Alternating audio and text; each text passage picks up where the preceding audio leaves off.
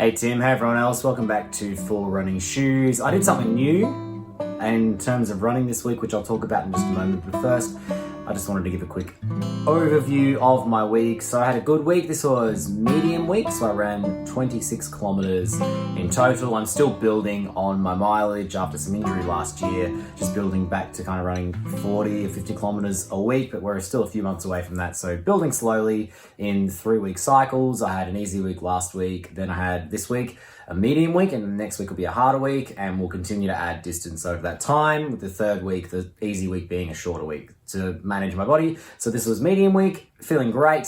I ran 26 kilometers, my longest run of those being 11.5 kilometers, which is the run that I'd like to talk about now. So I have been toying with the idea of having a running commute for a while, and this week I got to it.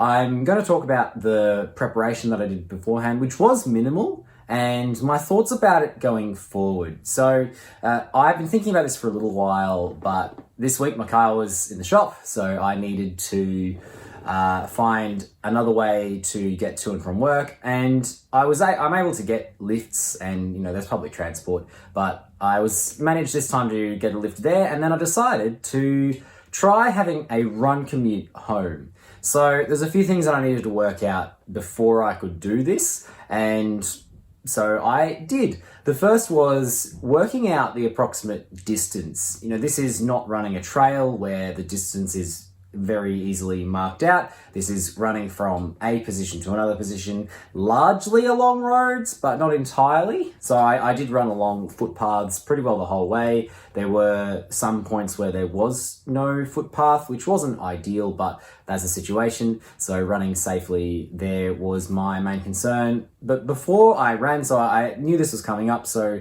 I knew the route I would take about, and so for the few days beforehand I was kind of tracking which side of the road I would run on, where there were footpaths, where I needed to be crossing the road, and I had my route pretty well planned out. I needed to work out if it was a reasonable distance, if it was way beyond my training capacity at the moment, or if it didn't fit within the scheme of my week because it was way too long. That's not a good option. So I just used Google Maps to go from my home to work. Google Maps told me it was about right. I could make it work. I was expecting it to be about 10 kilometers. It ended up being a bit longer than that, but I think that's largely due to different road crossings. Footpaths are slightly different. I took a slightly longer route home actually to avoid some road work, so that's probably most of the difference there. But I worked out that it was within the scope of my training, so this is something that I can pursue. So knowing that there was a reasonable route, it was safe enough. There were some points where I wasn't sure if there was a footpath, and it turns out that there wasn't, so I was running on a service road, pretty quiet. And when I'm running on a road, I run on the opposite side that cars go on, so that I can see traffic coming towards me, so that I can avoid it if I can't run on the verge, on the curb side. And there were some points where I couldn't, so I was running on the right side of this service road, just in the kind of near the gutter, so that I could see any cars coming towards me. It was super quiet. I didn't actually have to avoid any traffic, but that was just something which I was doing. I don't want to trust cars that they will see me. I was wearing my orange head thing, but I want to put the power on me to be able to jump out of the way if I need to. If I need to jump into wherever I need to, I can do that, but that's fine.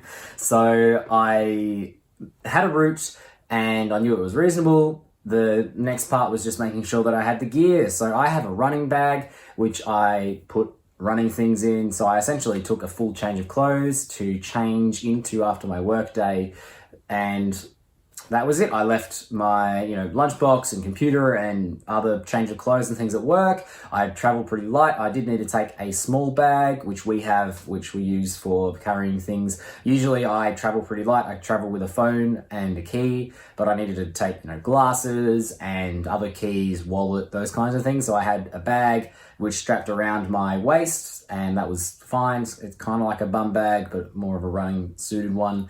And that worked out okay. I needed to work out if I could fit the things into that bag to start with, which I packed it. So I had my headphone container, I had my glasses case, I had my wallet, and I had my keys for home and work, which it wasn't huge, but it was something which I needed to make sure I had space for. And that was all good. So I had space to put things at work. I could leave things there. And on the next day when I came in, was able to pick them back up again, which worked well. I'm now thinking about whether running is a good solution for me going both ways. Certainly not in the near future. I think that it's just way beyond the scope of my training now, but in 6 months' time, running, so it ended up being 11.5 kilometers. If I went the shorter route, it'd be closer to 10, I think. So 20 kilometers in a day is not a big stretch when you're running 50 or 60 kilometers in a week. If I'm only doing this once a week, I think that's reasonable. And if you do a running commute, I'd like to know how you manage longer distances. I wouldn't be running as hard or as fast, but that's something I'm considering. But I need to work out if that's something that I want to do. There's not really shower facilities at my workplace, and after running 10 kilometers, I'm pretty sweaty and working in a professional environment. I'm not sure if that's something which I am able to do.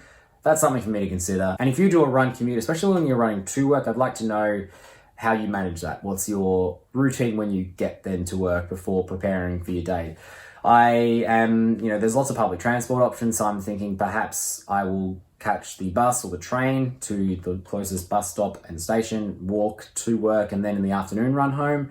But that's still something that I'm working out. I think that going forward, it's a convenient way to get my distance in, and it was only 3 times longer than my usual commute. Usually it takes me 20 minutes to drive home. It took me an hour to run. So I think that's not an unreasonable thing. If I'd be running that distance afterwards anyway, I need to spend the time traveling anyway, so it's actually saving me time in the long run. So it's something I'm thinking about. So if you do a run commute, I'd love to know your experiences with that. This is my experience with my first one. I really enjoyed it.